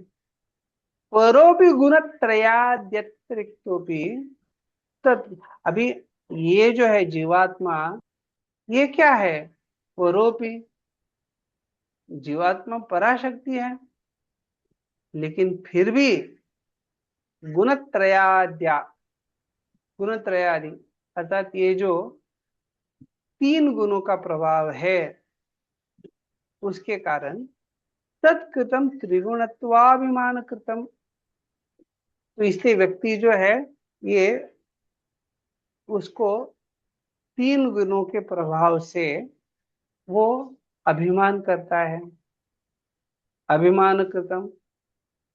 और उसके कारण क्या हो रहा है, अनर्थम च कर्तृत्वादिकम प्राप्त, तो इसलिए उसको क्या प्राप्त हो रहा है, उसके अंदर कर्तृत्व की भावना आ रही है, और अनर्थम च, तो निश्चित रूप से उस अभिमान के कारण उसमें अनर्थ भी आ रहे हैं।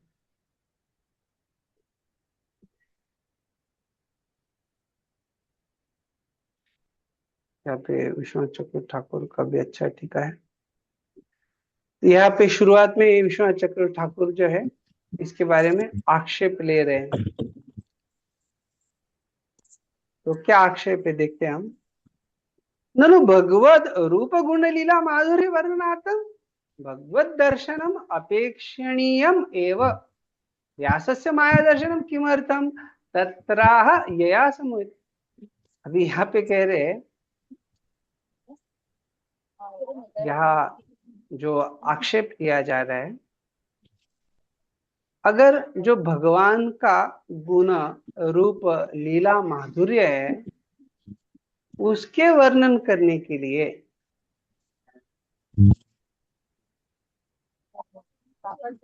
व्यक्ति को क्या चाहिए, उसको चाहिए कि वो भगवत दर्शनम अपेक्षणीयम, उसके लिए भगवत दर्शन करना ये अपेक्षा है, उसकी वो जरूरत है। और इसीलिए प्रश्न पूछा जा रहा है या आक्षेप लिया जा रहा है। हाँ ये ठीक है, भगवान का नाम रूप गुण लीला वर्णन करना है इसलिए उनका दर्शन चाहिए, लेकिन व्यासस्य माया दर्शनम किमर्थम, अरे फिर ये व्यास देव का माया दर्शन क्यों है, उन्होंने माया का दर्शन क्यों किया। तो इस प्रश्न का जवाब देते हुए बताया जा रहा है तद्रा यया सम्मोहित इति। और इसीलिए ये श्लोक जो है यया सम्मोहित जीव आत, तो वो श्लोक बताया जा रहा है। तो ये बड़ा महत्वपूर्ण है समझना कि किस प्रकार से ये आक्षेप के द्वारा हमें स्पष्टता दी जा रही है। बोल रहे हैं शीतल चित्रांगी, ठीक है। तो आगे कह रहे अयम अर्थ यदर्थम श्री भागवतम आरिप्सितम स जीवो माया रोगग्रस्त कथम स्वयं स्वादयतु तन माधुर्यम। तभी यहाँ पे कह रहे हैं जो जीवात्मा स्वयं ही उसको क्या हो गया है, जैसे यह बताया जा रहा है कि वो जीवात्मा माया रोगग्रस्त है, ऐसा जीवात्मा जो स्वयं माया रोगग्रस्त है, भवरोग हो गया उसको, कथम स्वयं स्वादयतु तन माधुर्यम, अरे ऐसा जीवात्मा किस प्रकार से भगवान के उस माधुर्य का आस्वादन ले सकता है। और इसीलिए जिस व्यक्ति को अगर श्रीमद् भागवतम को सीखना है, यदर्थम श्रीमद् भागवतम आरिप्सितम, तो इसलिए कह रहे कि अगर कोई श्रीमद् भागवतम का माधुर्य आस्वादन करना चाह रहा है, तो अगर उसको भवरोग से पीड़ित है तो कैसे वो आस्वादन कर पाएगा।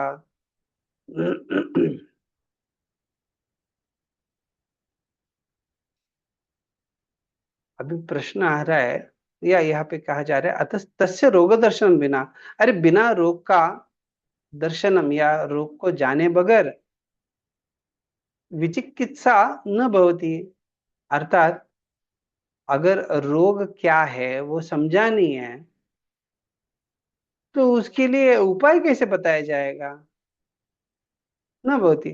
तथा च विना रोगेण तस्य कथम औषधिपथ्ययोः व्यवस्थितेति मायाजीव अपि द्रष्टुम अवश्यमेव अपेक्षणीय इति। तो अर्थात इसलिए यह कह रहे हैं अगर पहले पता ही नहीं है किस प्रकार का बीमारी है और फिर कोई बताएगा कि नहीं हम उनको जो है विचिकित्सा पथ्य बता देंगे ये पालन करो, कैसे संभव है। इसलिए यहाँ पे इस बिंदु को, इस मुद्दे को उठाया गया है कि जो रोगी है उसको किसी प्रकार का उपचार नहीं किया जा सकता है, अर्थात उसको दवाई देना वगैरह वो नहीं हो सकता है।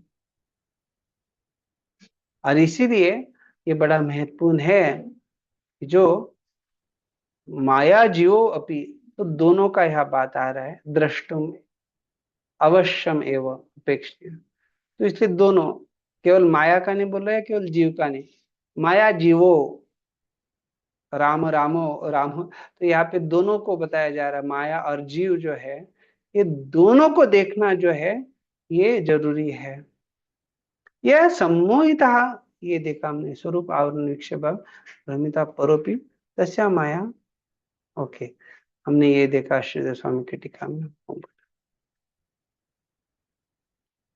तात्पर्य में कह रहे हैं यहाँ पर भौतिकतावादी जीवों के कष्ट का मूल कारण तथा उसके उपाय के रूप में जो कार्य प्राप्त करनी चाहिए उसके बारे में बतलाया गया है।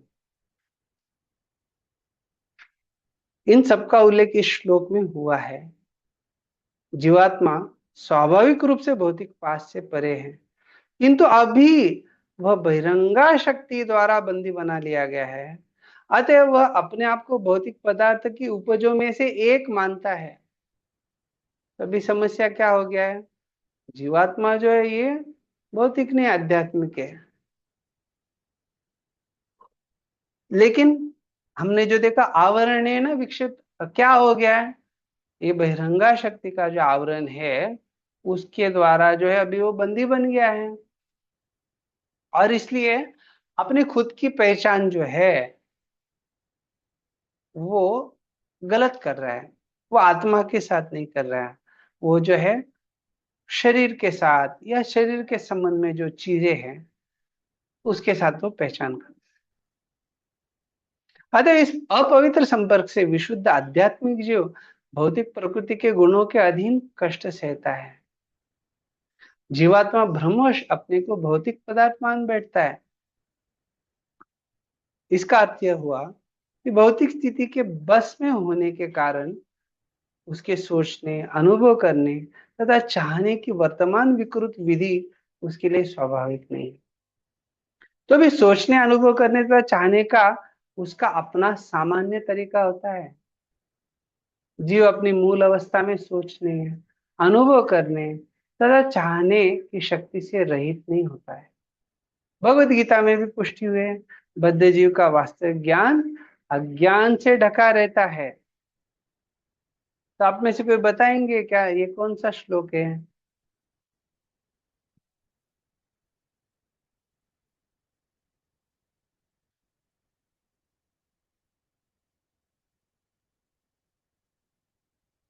बड़ा प्रसिद्ध श्लोक है, पहले 6 अध्यायों में ही आपको मैंने हिंट भी दे दिया देवी एक ही गुण में महिमा है।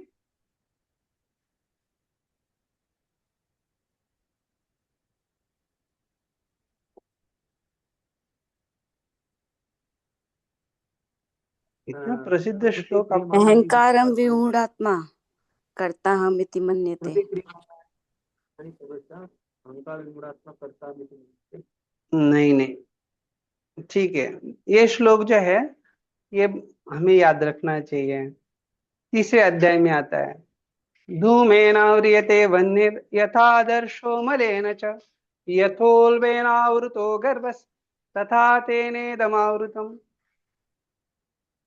यहाँ पे जो है आवरण का चर्चा किया गया है, और फिर भगवान बोलते हैं कैसे आवरण हुआ है, तो आवृतम ज्ञान में तेना, तो इसका ज्ञान कैसे ढक गया है। कैसे ढक गया? ज्ञानिनो नित्य वैरिणा, अरे उसका भी वैरी है इस ज्ञान का। तो कौन है वो वैरी? तो बतलाते काम रूपेण कौन। तो जो भी है, तो वो वह चर्चा जो हो रहा है वह स्पष्टता दिया गया है कि क्या है, ज्ञान जो है वो ढका जाता है, काम रूपेण कौन निष्पुरेण नरेण च। इस प्रकार यह इस सिद्धांत का खंडन हो जाता है कि जीवात्मा परम निराकार ब्रह्म है। ऐसा हो नहीं सकता, क्योंकि जीवात्मा की अपनी मूल अबद्ध अवस्था में भी अपनी चिंतन शैली होती है। वर्तमान बद्ध अवस्था बहिरंगा शक्ति के प्रभाव के कारण है, जिसका अर्थ यह है कि परमेश्वर पृथक रहते आते हैं और मोहमयी शक्ति पहल करती है। ठीक है, ये सारा तो आप लोग जानते हैं, इसलिए इसमें नहीं जाएंगे। हाँ, अभी इसको उदाहरण बताया, भगवान भ्रमिका शक्ति के कार्य में कोई बाधा नहीं डालते। अभी क्यों नहीं डाल रहे, तो उसको प्रभुपाद जी बड़ा अच्छे से समझा रहे हैं। ये जो माया शक्ति है, भ्रामिका शक्ति है, कोई स्नेहिल पिता नहीं चाहता कि अन्य कोई व्यक्ति उसकी संतान को प्रताड़ित करे, तो भी अर्थात पिता का इच्छा नहीं है, फिर भी तो भी वो अपने उद्दंड पुत्र को सुधारने के लिए कठोर व्यक्ति के संरक्षण में सौंप देता है। तो यहाँ पे इसको समझाने के लिए भ्रामिका शक्ति कैसे जीवों को मोहित कर रही है, भ्रम में डाल रही है, क्योंकि उसको कौन बता रहा है, किसके अधीन है। जैसे पिता जो है स्नेहिल है, लेकिन वही क्या चाहता है, उद्दंड पुत्र को सुधारना चाहता है। वैसे भगवान हम सारे जीवात्माओं के सुधार के लिए हमें माया शक्ति के अधीन दे देते हैं, लेकिन साथ ही सर्वस्नेहिल सर्वशक्तिमान पिता बद्ध जीवों को भ्रामिका शक्ति या माया के चंगुल से छुटकारा दिलाने के लिए उत्सुक रहते हैं। तो ये कैसे उत्सुक है, तो जैसे आपने भी वो श्लोक बताया था, भगवान जहाँ पे बता रहे हैं कि अगर मेरे आश्रय में आएंगे तो आप क्या कर सकते हैं, माया के चंगुल से बच सकते हैं। तो छुटकारा होने का मार्ग भी बता दिया है। राजा अवज्ञाकारी नागरिकों को बंदी गृह में की चारी दरबारी के भीतर डाल देता है, लेकिन कभी कभी बंदी को राहत देने की इच्छा से वह स्वयं बंदी गृह में जाता है और उनसे सुधरने के लिए कहता है। उसके ऐसा करने पर वह बंदी को मुक्त कर देता है। तो अगर सुधर गया तो मुक्त हो जाओ, साधारण जो बाकी अन्य नागरिक है उसके जैसा वो रह सकता है। इसी प्रकार परमेश्वर अपने राज्य से भ्रामिका शक्ति के राज्य में अवतरित होकर भगवत गीता के रूप में राह देते हैं, जहां पर वे व्यक्तिगत रूप से सुझाव देते हैं कि यदि के भ्रमिका शक्ति पर विजय पाना दुष्कर है। तो क्या कहते हैं दुष्कर है, मतलब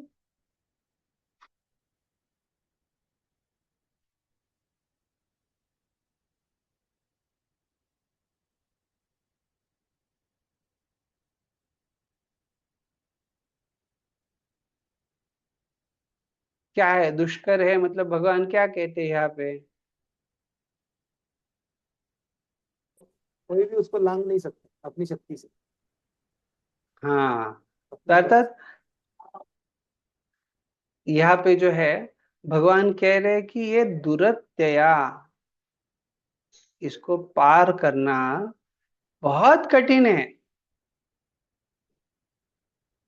तो भी यदि कोई कैसे जाएगा, तो आगे बतला रहे हैं कि मामे वे प्रभु मुझको शरणाखे फिर सर्वधर्मान भी वो सारांश में। तो शरणागति की यह विधि माया के भ्रामक प्रभाव से छुटकारा पाने का उपाय है। तो भगवान ने हमें उपाय दे दिया है। तो ये पिता और पुत्र का उदाहरण जैसे देखा हमने, या राजा और नागरिक या जो कैदी है उनका उदाहरण, तो यहाँ पे वैसे भगवान जो है क्या करे, हमें मार्ग दे रहे हैं छुटकारा प्राप्त करने का। अतः भगवान का सुझाव है कि संत पुरुषों की वाणी के प्रभाव से जिन्होंने वास्तव में परम की अनुभूति कर ली है, वे लोग भगवान की दिव्य प्रेमा भक्ति में संलग्न हो। बद्ध जीव को भगवान के विषय में सुनने में आस्वाद मिलने लगता है। तो ये क्या होता है, पहले उसको कुछ रुचि नहीं है, लेकिन क्या कर रहा है, सत्संग में जो है इस प्रकार से लगा हुआ है, तो क्या हो जाता है, उसको धीरे धीरे रुचि बढ़ने लगती है। और इस प्रकार श्रवण करने से ही भगवान के प्रति आदर, भक्ति तथा आसक्ति के पद तक ऊपर उठ जाता है। तो ये जो अलग अलग अवस्था है जिसमें हम देखते हैं कि जीवात्मा जो है एक निम्नतम स्तर से उच्चतम प्रेम के स्तर तक ऊपर उठ सकता है। शरणागति विधि से सभी कुछ पूरा हो जाता है। यहाँ पर व्यासदेव के अवतार रूप में भगवान ने यही सुझाव रखा है। तो व्यासदेव जो है ये तो इसमें स्वयं विष्णु है, लेकिन यहाँ पे बतला रहे कि व्यासदेव के अवतार रूप में भगवान यहाँ ये सुझाव दे रहे हैं। इसका अर्थ यह हुआ कि भगवान द्वारा बद्ध जीवों का दोनों प्रकार से उद्धार किया जाता है। कैसे, तो एक तो भगवान की बहिरंगा शक्ति के द्वारा दंडित होकर, या दूसरा जो है भगवान द्वारा अंतस्थ और बाह्य गुरु बनकर। तो ये दोनों मार्ग से, तो अंतस्थ जो है इसको क्या कहा जाता है, आप में से कोई बताएंगे?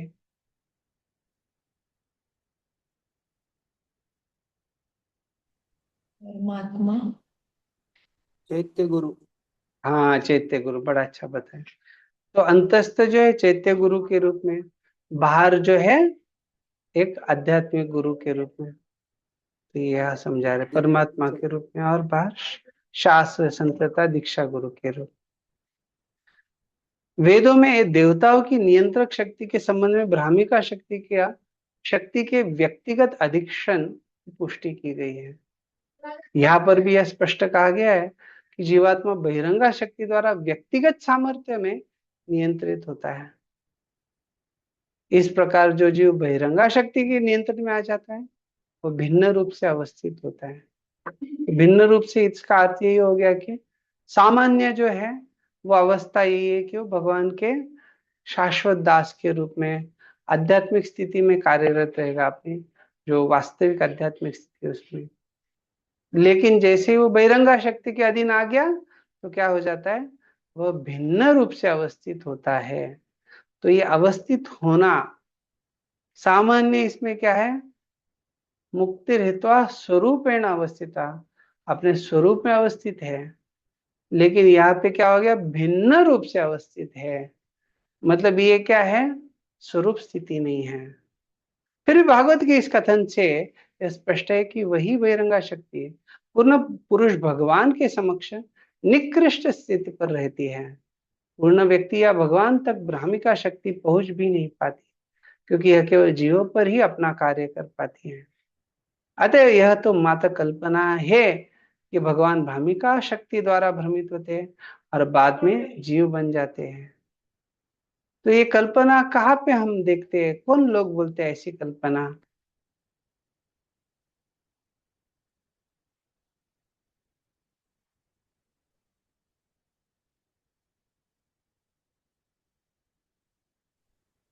मायावादी लोग। हाँ, बड़ा अच्छा बताया। तो जैसे माता जी बताए, मायावादी लोगों की ये धारणा होती है। तो ये कहते हैं मायावादी लोग कि ये भगवान जो है वास्तविक रूप में ऐसा कोई व्यक्ति है नहीं है, लेकिन माया के प्रभाव से जो है, जो सतोगुण के द्वारा ये भगवान जो है प्रकट हो जाते हैं सतोगुण के प्रभाव से, और वही रजोगुण के प्रभाव से देवी देवता, और तमोगुण के प्रभाव से जो है ये जो पशु पंछी जानवर जो है। तो ऐसी कुछ उनकी धारणा होती है मायावादियों की, और इसलिए उनका ये सोच होता है कि वो भी माया के प्रभाव में है, वो माया के अधीन है। इसलिए प्रभुपा जी आप बता रहे कि ये मात्र कल्पना है। तो ये उनकी कल्पना है, वास्तविकता क्या है वो तो हमने देखा। व्यासदेव क्या कहते हैं, ये असम्मोहित जीव।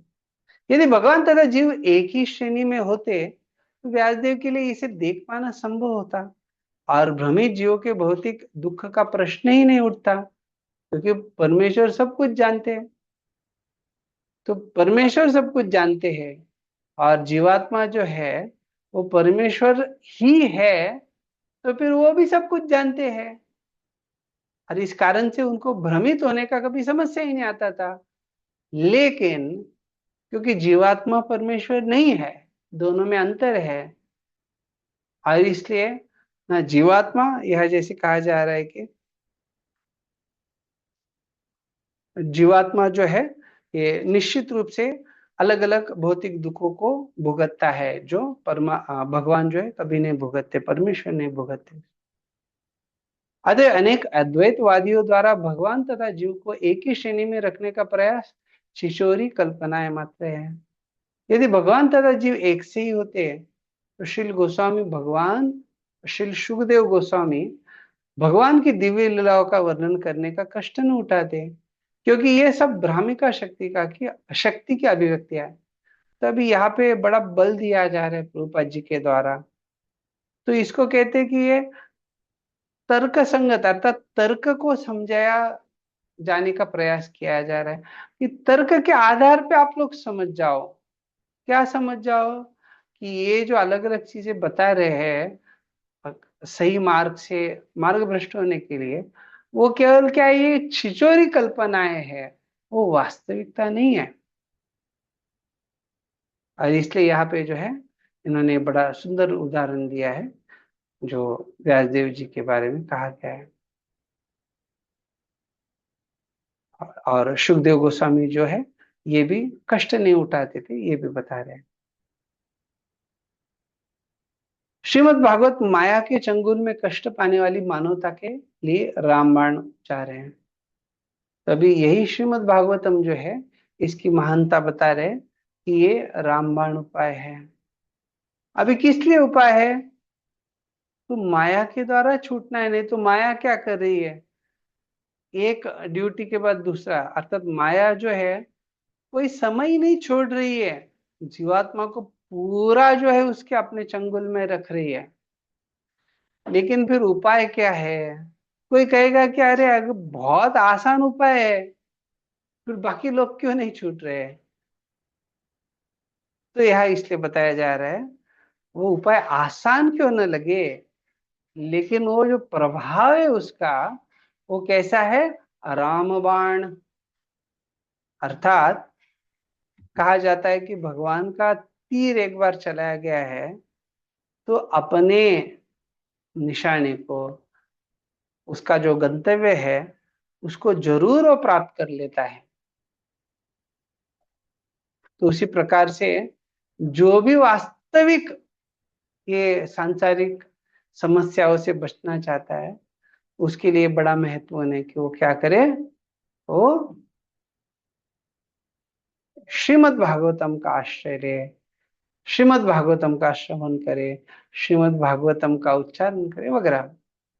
अतएव श्री व्यासदेव ने बद्ध जीवों के वास्तविक रोग का निदान किया, जो है बहिरंगा शक्ति द्वारा भ्रमित होना।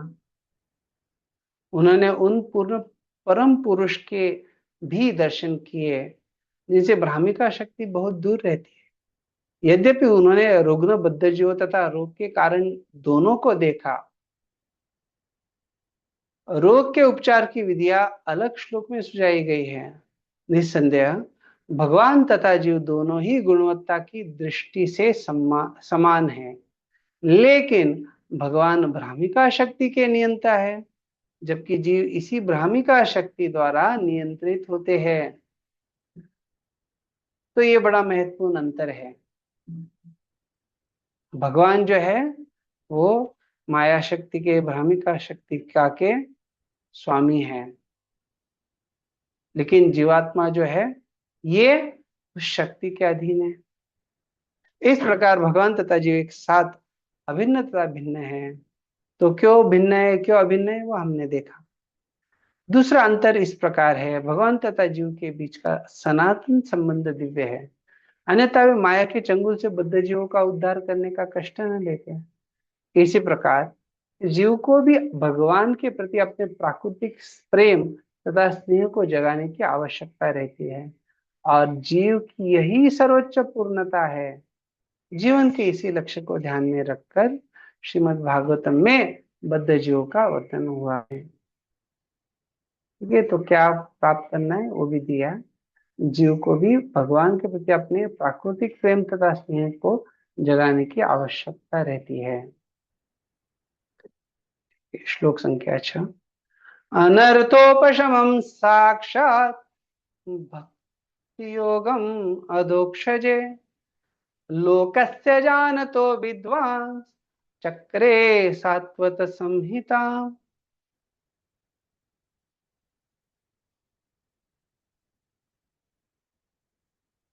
हरे कृष्ण। जीव के भौतिक कष्ट जिन्हें वह अनर्थ समझता है भक्ति योग द्वारा प्रत्यक्ष रूप से कम किए जा सकते हैं, किंतु अधिकांश जन इसे नहीं जानते। इसलिए विद्वान व्यासदेव ने इस वैदिक साहित्य का संकलन किया है जिसका संबंध परम सत्य से है। हरे कृष्ण। बढ़िया, तो यह बड़ा अच्छा बताया गया है इसको ही किस भाषा में प्रस्तुत किया है? तो श्रीधर स्वामी कहते हैं अनर्थम उपशमयति यो अदक्षजे साक्षात भक्ति योगस तम च अपश्यत। तो ये क्या करता है? अनर्थम उपशमयति, अनर्थ को क्या करता है? उपशमन करता है। अनर्थोपशमम साक्षात, तो ये भक्ति योग के द्वारा क्या होता है? अनर्थ का नाश होता है। तम च अपश्यत, तो ऐसा जो भक्ति है उसका व्यासदेव ने यहाँ साक्षात्कार किया। एतत् सर्व स्वयं दृष्टवा, किसी दूसरे ने बोला और ऐसा नहीं, स्वयं दृष्टवा, अरे उन्होंने खुद, एवं अजानतो, और साथ साथ उसको जान भी लिया, तो देखा भी और उसको जाना भी। तो अभी उसको देखने के बाद और जानने के बाद, तो इसलिए कह रहे हैं स्वयं दृष्टवा, दृष्टवा जानने के, देखने के बाद, और एवं अजानो, तो और जान लिया। तो क्या किया? लोकस्यार्थे सातो संहिताम श्री भागवताख्याम चक्रे, तो लोक से, लोगों के कल्याण के लिए उन्होंने ये जो है सातों संहिता, क्या नाम है उसका? आख्याम। कैसे वो जानी जाती है? श्री भागवत आख्याम, श्री भागवत नाम से वो जानी जाती है। उसको जो है व्यास देव के द्वारा बनाया गया।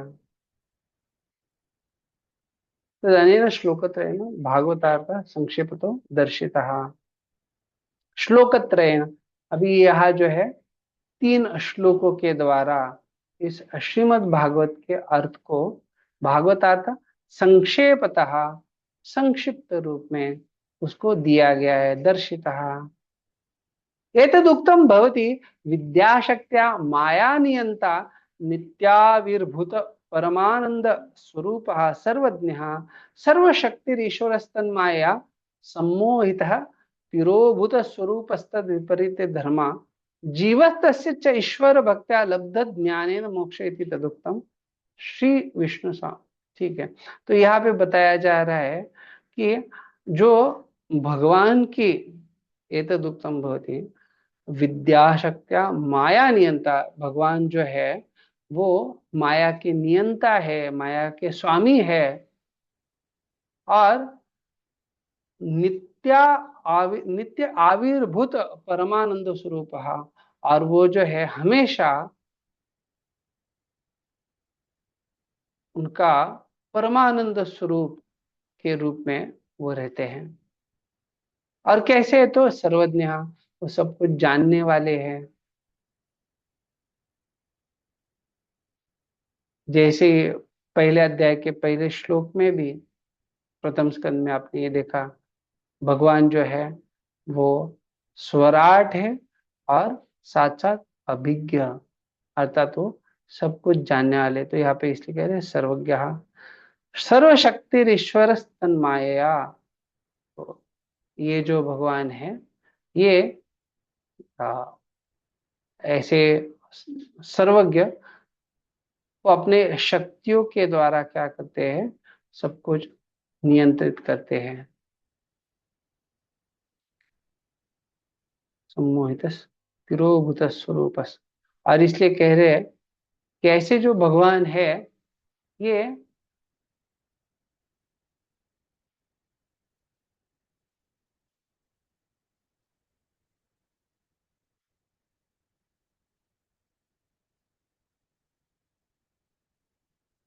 तद विपरीत धर्म जीवस्तस्य च ईश्वर भक्त्या, तो इसका जो विपरीत धर्म, तो एक तो हो गया आ, भगवान के बारे में देखा, और उसी के जो उल्टा है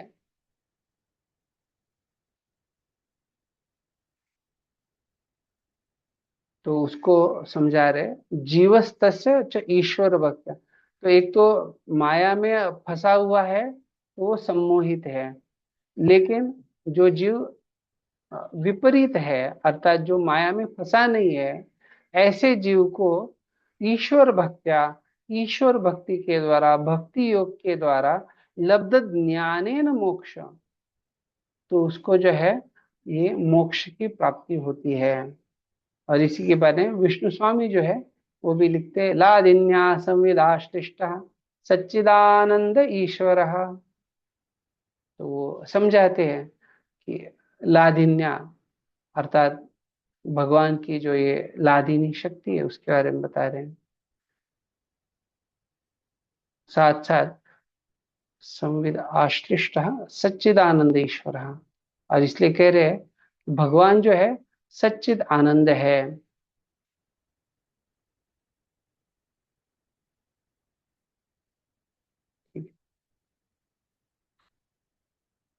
यहाँ पे तात्पर्य में प्रभुपाद जी समझा रहे हैं, श्रील व्यासदेव ने परम पूर्ण भगवान को देखा। इस कथन से यह सुझाव मिलता है कि भगवान की पूर्ण इकाई में उनके अंश प्रत्यंश भी सम्मिलित रहते हैं।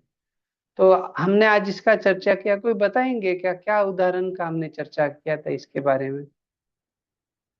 थोड़ी देर पहले हमने चर्चा किया।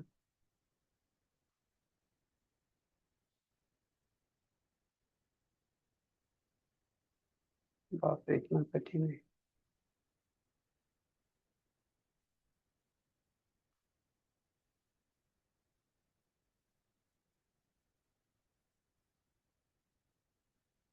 ठीक है, अतः उन्होंने उनकी विभिन्न शक्तियों का, अर्थात ये तीनों शक्ति का बात है उसको देखा। उन्होंने उनके पूर्ण अंशता इनके भी अंशों अर्थात उनके विभिन्न अवतारों को भी देखा, और उन्होंने विशेष रूप से बहिरंगा शक्ति से मोहग्रस्त बद्ध जीवों के अवांछित कष्टों को देखा। अंत में उन्होंने बद्ध जीवों के उपचार को भी देखा। तो उपचार क्या है? तो इस श्लोक में हम देखा भक्ति योग है। यह महान दिव्य विज्ञान है और भगवान के नाम, यश, कीर्ति आदि के श्रवण तथा कीर्तन से प्रारंभ होता है। अभी कह रहे सुप्त ईश्वर प्रेम की पुनर्जागृति केवल श्रवण तथा कीर्तन की यांत्रिक पद्धति पर अवलंबित नहीं होती। तो ये यांत्रिक पद्धति नहीं है, अभी तो पूर्ण रूप से केवल भगवान की अहेतु की कृपा पर निर्भर करती है। तो ये भगवान की अहेतु की कृपा पर निर्भर है। ये नहीं कि कोई कहेगा कि हमने जो है इतना माला जप किया, अभी भगवान जो आप मेरे सामने क्यों प्रकट नहीं हुए? मैंने जो है सारा रिकॉर्डेड लेक्चर सुन लिया, कितना सुना, पूरा जो भी इतना जीबी था या जो भी डिवाइस मिलता है नया मशीन, पूरा हमने सुन लिया, अभी आप जो है मेरे सामने प्रकट होना ही चाहिए। नहीं, कह रहे ऐसा नहीं है। वो किसके ऊपर अवलंबित है? तो केवल भगवान के अहेतु की कृपा पर। जब भगवान भक्त की निष्ठा से पूर्ण रूप से प्रसन्न होते हैं तब वे उसे दिव्य प्रेम में सेवा प्रदान कर सकते हैं। लेकिन श्रवण तथा कीर्तन की संस्तुत विधियों से भी भौतिक जगत के व्यर्थ तथा अवांछित दुखों को तुरंत कम किया जा सकता है। तो ये जो है श्रवण तथा कीर्तन से कैसे कम होता है, तो अगले श्लोक में वो आने वाला है, शोक मोह भयापा। लेकिन प्रभुपाद जी यहाँ समझा रहे कि लेकिन श्रवण तथा कीर्तन की संस्तुत विधियों से भी, तो जिसको संस्तुत अर्थात रिकमेंडेड, जो बताया गया कि ये विधियों का पालन करना है, तो ये नहीं कि काली कीर्तन या ऐसा, उसका बात नहीं। इसलिए कह रहे कि संस्तुत विधियों से भी भौतिक जगत के व्यर्थ तथा अवांछित दुखों को तुरंत कम किया जा सकता है। भौतिक आसक्ति का इस तरह दूर होना दिव्य ज्ञान के विकसित होने की प्रतीक्षा नहीं करता, अभी तो ज्ञान परम सत्य की चरम अनुभूति के लिए भक्तिमय सेवा पर निर्भर होता है। तो भी यहाँ पे बताया जा रहा है कि नहीं नहीं, ज्ञान के ऊपर भक्ति निर्भर नहीं है, लेकिन भक्ति के ऊपर जो है ज्ञान निर्भर है। अर्थात जो ज्ञान मार्ग में लगे हैं उनके लिए भी अगर परम सत्य की चरम अनुभूति चाहिए तो उनको भक्ति योग का आश्रय लेना चाहिए। ठीक, तो इस प्रकार से हमने ये चर्चा किया। कल के कक्षा में हम जो है ये 7वें श्लोक से आगे चर्चा करेंगे। किसी को जो हमने चर्चा किया 6 श्लोकों का जिज्ञासा है या कोई प्रश्न है तो पूछ सकते हैं, अगर कुछ जिज्ञासा या प्रश्न नहीं तो फिर हम विराम देंगे।